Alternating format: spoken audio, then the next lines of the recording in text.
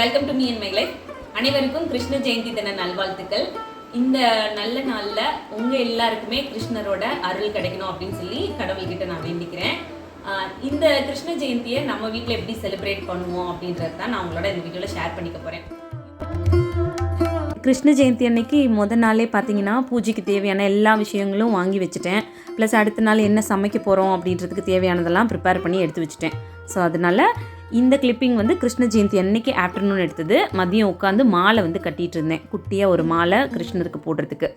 அது முடிச்சதுக்கப்புறம் சின்ன சின்ன வேலைகள் இருந்துச்சு. அது எல்லாத்தையும் முடிச்சுட்டு நெய்வேத்தியத்துக்கு சில டிஷ்ஷஸ் பண்ண வேண்டியது இருந்துச்சு. ஸோ அதை வந்து ரெடி பண்ணிகிட்டு இருந்தேன். ஸோ கொஞ்சம் டயர்டாக இருந்துச்சு. சைட் பை சைடாக நம்மளை கொஞ்சம் பிரிஸ்காக வச்சுக்கிறதுக்காக எப்பவும் குடிக்கிற மாதிரி ஒரு கப் டீ வந்து எடுத்துக்குவேன். ஸோ அதையும் சைடில் வச்சு விட்டுட்டு நெய்வேத்தியத்துக்கு தேவையான அதெல்லாம் வந்து ரெடி பண்ணிகிட்டு இருந்தேன்.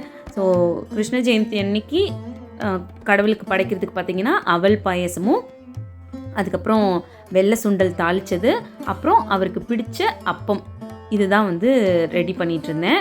இது எல்லாமே ரொம்ப சிம்பிளான டிஷ்ஷஸ் தான்.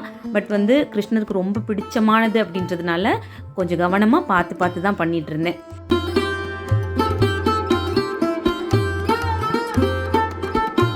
அவல் பாயாசம் முடிச்சுட்டு சைட்லேயே வந்து சுண்டலும் தாளித்து வச்சாச்சு. அதுக்கப்புறம் அப்பம் வந்து ரெடி பண்ணிகிட்டு இருந்தேன். இந்த அப்பத்துக்கு வந்து ஒரு கப் கோதுமை மாவில் 2 வாழைப்பழம், ஒரு 4 ஏலக்காய் சேர்த்துட்டு ஸ்வீட்னஸ்க்கு தகுந்த மாதிரி வெல்லம் சேர்த்து இது எல்லாத்தையும் மிக்ஸி ஜாரில் நல்லா அடிச்சுட்டு ஒரு பிஞ்ச் அளவுக்கு உப்பு போட்டு கலந்து எடுத்து வச்சுட்டேன்.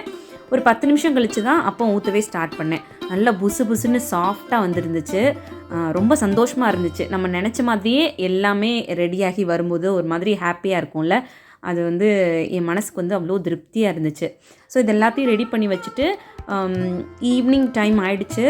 அதுக்கப்புறம் கிருஷ்ணர் பாதம் போடணும் இல்லையா, வீட்டுக்குள்ளே நம்ம அழைக்கிறதுக்காக போடுவோம்ல, அது வந்து வச்சிட்டு இருந்தேன். அதுக்கு வந்து நம்ம அரிசி மாவை நல்லா தண்ணியில் கலந்து எடுத்துகிட்டு இந்த மாதிரி கையில் தான் வந்து வச்சிட்டு இருந்தேன்.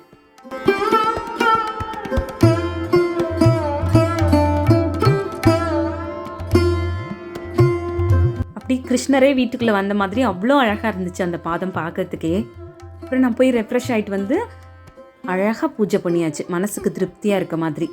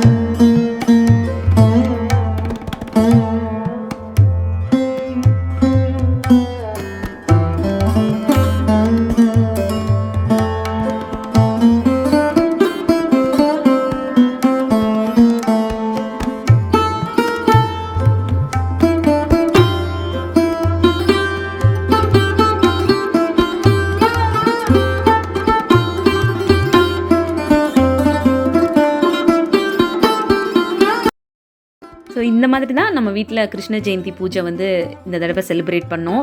ரொம்ப சந்தோஷமாக இருந்துச்சு. இந்த வீடியோ உங்களுக்கும் பிடிச்சிருக்கும் அப்படின்னு நினைக்கிறேன். வீடியோ பிடிச்சிருந்ததுன்னா மறக்காமல் லைக் பண்ணுங்கள். இன்னும் நம்ம சேனலை சப்ஸ்கிரைப் பண்ணாமல் இருந்தீங்கன்னா சப்ஸ்கிரைப் பண்ணிக்கோங்க. இன்னொரு யூஸ்ஃபுல்லான வீடியோட உங்களை மீட் பண்ணுறேன். தேங்க்யூ.